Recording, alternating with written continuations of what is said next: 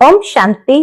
आज 31 जनवरी 2025 के बाबा के अनमोल मधुर महावाक्य सुनेंगे। आज की मुरली से पहले गीत बजा है, मुखड़ा देख ले प्राणी जरा दर्पण में, कितना पाप है कितना पुण्य है।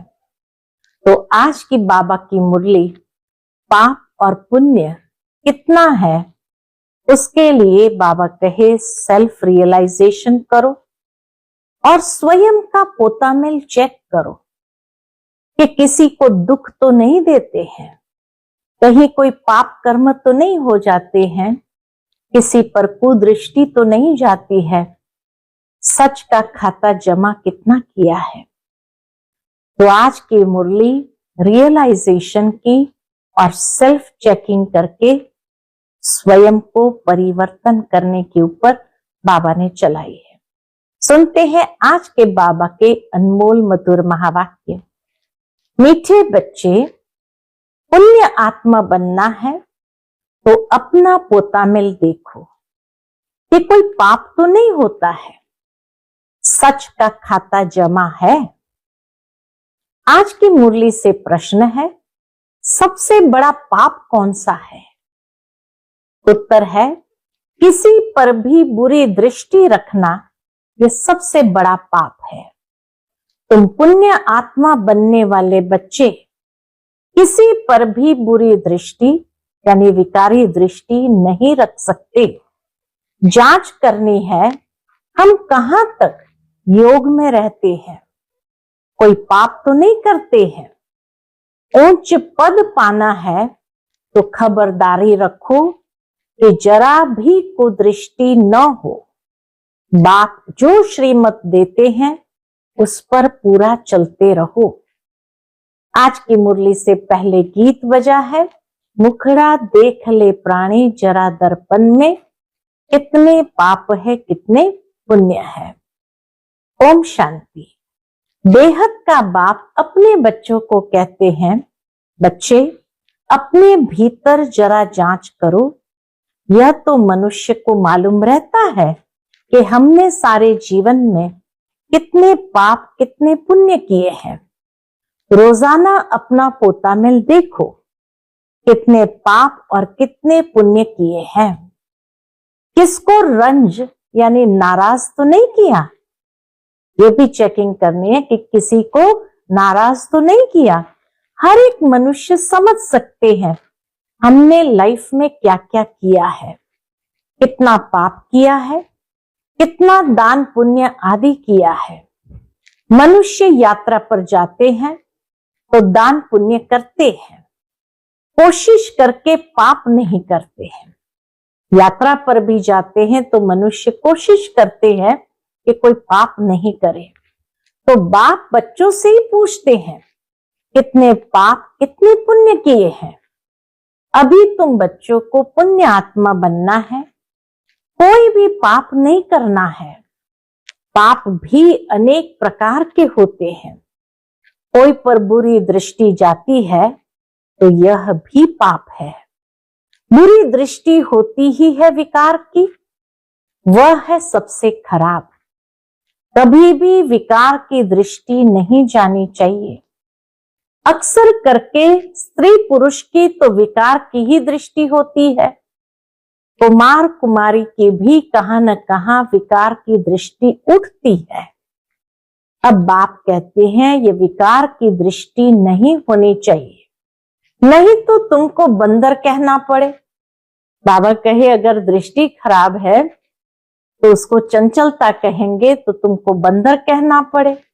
नारद का मिसाल है ना, बोला हम लक्ष्मी को वर सकते हैं, तुम भी कहते हो ना हम तो लक्ष्मी को वरेंगे। नारी से लक्ष्मी, नर से नारायण बनेंगे। बाप कहते हैं अपने दिल से पूछो कितने तक हम पुण्य आत्मा बने हैं। कोई पाप तो नहीं करते हैं, कहां तक योग में रहते हैं।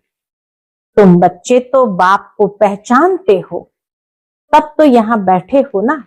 बाबा कहे तुम बच्चे तो बाप को पहचानते हो, तब तो यहां बैठे हो ना।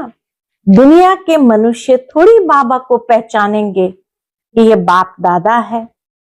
तुम ब्राह्मण बच्चे तो जानते हो, परम पिता परमात्मा ब्रह्मा में प्रवेश होकर हमको अविनाशी ज्ञान रत्नों का खजाना देते हैं। मनुष्य के पास होता है विनाशी धन, वही दान करते हैं, वह तो है पत्थर। विनाशी धन को बाबा कहे पत्थर है।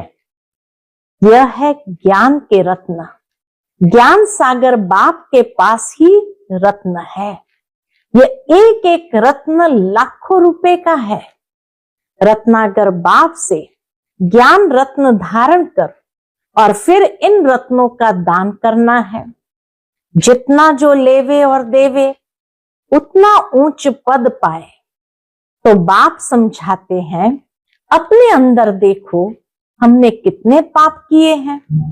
अभी कोई पाप तो नहीं होता है, जरा भी कुदृष्टि न हो।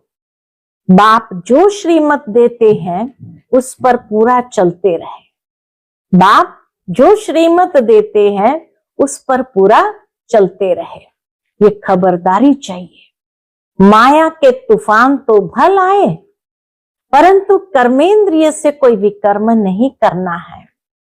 कोई तरफ कुदृष्टि जाए तो उसके आगे खड़ा भी नहीं होना चाहिए, एकदम चला जाना चाहिए। बाबा कहे वहां से हट जाओ। मालूम पड़ जाता है इनकी कुदृष्टि है। अगर ऊंच पद पाना है तो बहुत खबरदार रहना है। कुदृष्टि होगी तो फिर लूले लंगड़े बन पड़ेंगे। कर्मों की ये गति बाबा समझाते कि कुदृष्टि होगी तो लूले लंगड़े बन पड़ेंगे। बाप जो श्रीमत देते हैं उस पर चलना है। बाप को बच्चे ही पहचान सकते हैं। समझो बाबा कहाँ जाता है, बच्चे ही समझेंगे कि बाप दादा आया है। और मनुष्य देखते तो बहुत है, परंतु उनको थोड़ी पता है। बाबा जब दिल्ली बॉम्बे ट्रेन में जाते थे तो बहुत मनुष्य ट्रेन में तो होते थे, देखते थे, परंतु पता थोड़ी था ये कौन है, ये भगवान का रथ जा रहा है। तो बाबा कहे बच्चे ही समझेंगे कि बाप दादा आया है। और मनुष्य देखते तो बहुत है, परंतु उनको थोड़ी पता है। कोई पूछे भी ये कौन है, बोलो बाप दादा है। बैज तो सबके पास होने ही चाहिए। बोलो शिव बाबा हमको इस दादा द्वारा अविनाशी ज्ञान रत्नों का दान देते हैं। यह है स्पिरिचुअल नॉलेज। स्पिरिचुअल फादर सभी रूहों का बाप बैठ ये नॉलेज देते हैं। शिव भगवान वाच, गीता में कृष्ण भगवान वाच रॉन्ग है। ज्ञान सागर पतित पावन शिव को ही कहा जाता है। ज्ञान से ही सदगति होती है। यह है अविनाशी ज्ञान रत्न। सदगति दाता एक ही बाप है। यह सब अक्षर पूरी रीति याद रहने चाहिए। बाबा कहे जो बाबा पढ़ाते हैं तो एक एक अक्षर अच्छी तरह से पूरी रीति याद रखने चाहिए। अभी बच्चे समझते हैं कि हम बाप को जानते हैं और बाप भी समझते हैं कि हम बच्चों को जानते हैं। बाप तो कहेगा ना ये सब हमारे बच्चे हैं, परंतु जान नहीं सकते हैं। तकदीर में होगा तो आगे चलकर जानेंगे।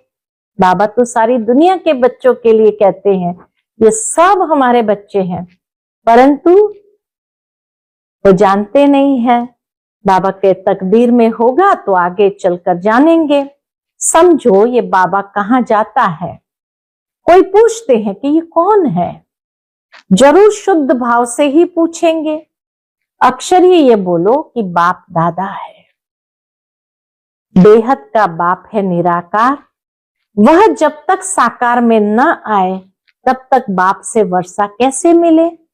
फिर बाप दादा का अर्थ समझाओ कि बेहद का बाप जब साकार में न आए तो वर्षा कैसे मिले। तो शिव बाबा प्रजापिता ब्रह्मा द्वारा एडॉप्ट कर वर्षा देते हैं।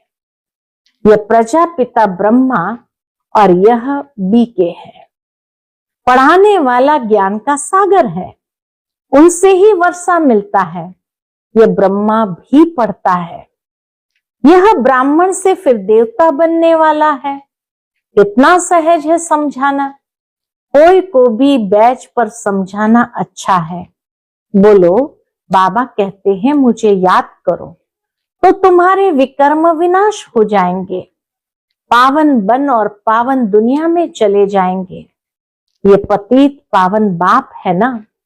हम पुरुषार्थ कर रहे हैं पावन बनने का। जब विनाश का समय होगा तो फिर हमारी पढ़ाई पूरी हो जाएगी। कितना सहज है समझाना। कोई भी कहाँ जाते आते हैं तो भी बैच साथ में होना चाहिए। बाबा कहे कोई भी कहाँ भी आते जाते हैं तो भी बैच साथ में जरूर होना चाहिए। इस बैच के साथ फिर एक छोटा पर्चा भी होना चाहिए। उसमें लिखा हो कि भारत में बाप आकर के फिर से आदि सनातन देवी देवता धर्म स्थापन करते हैं और सभी अनेक धर्म इस महाभारत लड़ाई द्वारा कल्प पहले मिसल ड्रामा प्लान अनुसार खलास हो जाएंगे। ऐसे पर्चे 2-4 लाख छपे हो जो कोई को भी पर्चा दे सकते हैं। ऊपर में त्रिमूर्ति हो, दूसरे तरफ फिर सेंटर्स के एड्रेस हो। बच्चों को सारा दिन सर्विस का ख्याल चलना चाहिए। बाबा को कितने सर्विस के ख्याल चलते हैं तो बाबा कहे बच्चों को भी सर्विस के ख्याल चलने चाहिए। बच्चों ने गीत सुना, रोज अपना पोता मिल बैठ निकालना चाहिए कि आज सारे दिन में हमारी अवस्था कैसी रही। बाबा ने ऐसे बहुत मनुष्य देखे हैं जो रोज रात को सारे दिन का पोतामिल बैठ लिखते हैं। कई लोगों को आदत होती है सारे दिन की दिनचर्या की डायरी लिखना। जांच करते हैं कोई खराब काम तो नहीं किया, सारा लिखते हैं। समझते हैं अच्छी जीवन कहानी लिखी हुई होगी तो पिछाड़ी वाले भी पढ़कर ऐसे सीखेंगे। ऐसा लिखने वाले अच्छे आदमी ही होते हैं। विकारी तो सब होते ही है, यहां तो वह बात नहीं। तुम अपना पोता मेल रोज देखो, फिर बाबा के पास भेज देना चाहिए तो उन्नति अच्छी होगी और डर भी रहेगा। सब क्लियर लिखना चाहिए। आज हमारी बुरी दृष्टि गई, यह हुआ। जो 1-2 को दुख देते हैं बाबा उन्हें गाजी कहते हैं। बाबा कहे जो 1-2 को दुख देते हैं तो बाबा उन्हें गाजी कहते हैं। जन्म जन्मांतर के पाप तुम्हारे सिर पर है।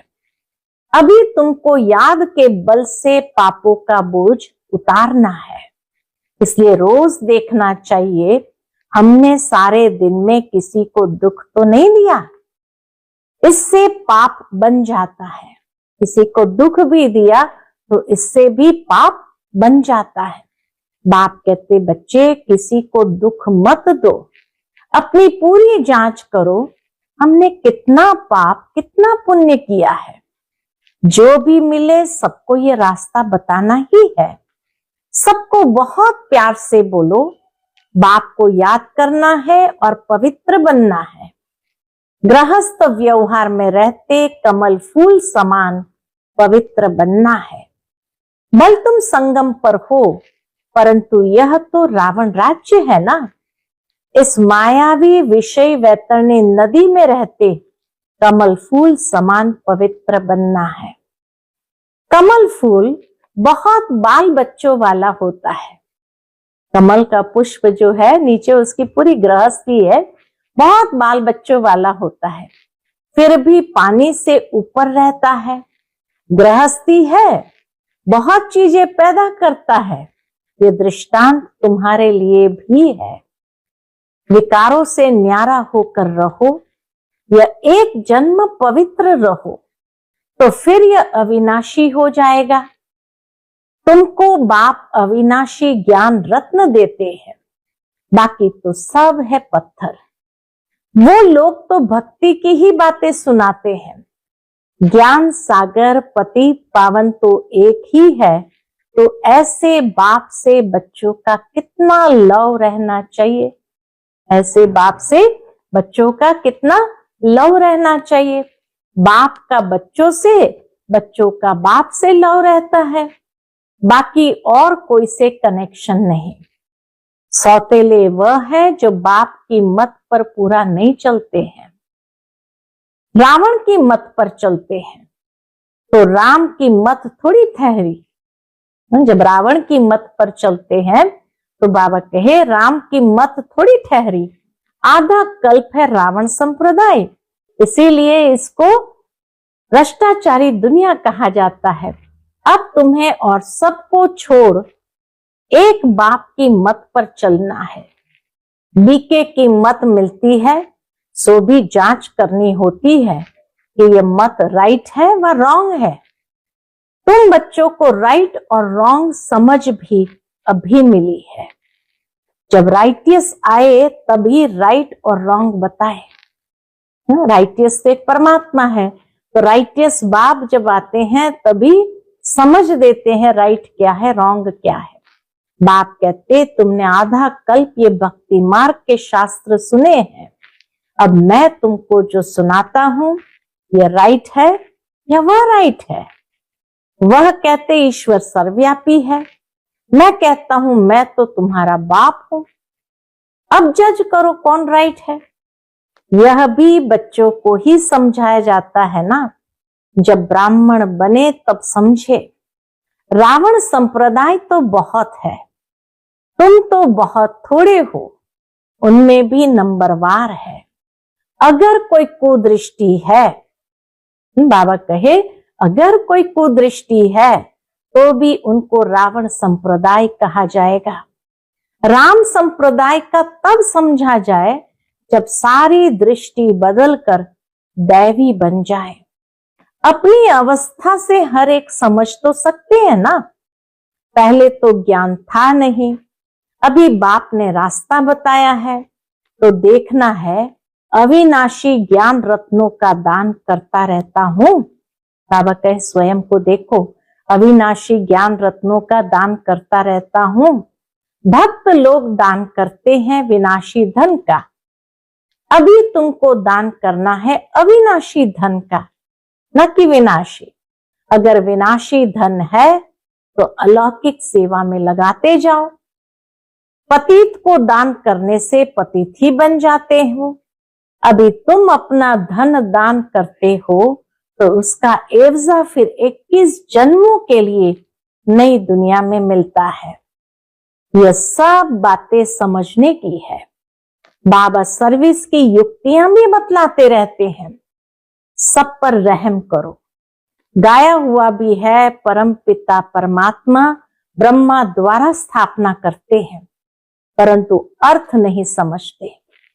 परमात्मा को ही सर्वव्यापी कह दिया है, तो बच्चों को सर्विस का शौक बहुत अच्छा रखना है। औरों का कल्याण करेंगे तो अपना भी कल्याण होगा। दिन प्रतिदिन बाबा बहुत सहज करते जाते हैं। यह त्रिमूर्ति का चित्र तो बहुत अच्छी चीज है। इसमें शिव बाबा भी है, फिर प्रजापिता ब्रह्मा भी है। प्रजापिता ब्रह्मा कुमार कुमारियों द्वारा फिर से भारत में 100% पवित्रता सुख शांति का दैवी स्वराज्य स्थापन कर रहे हैं।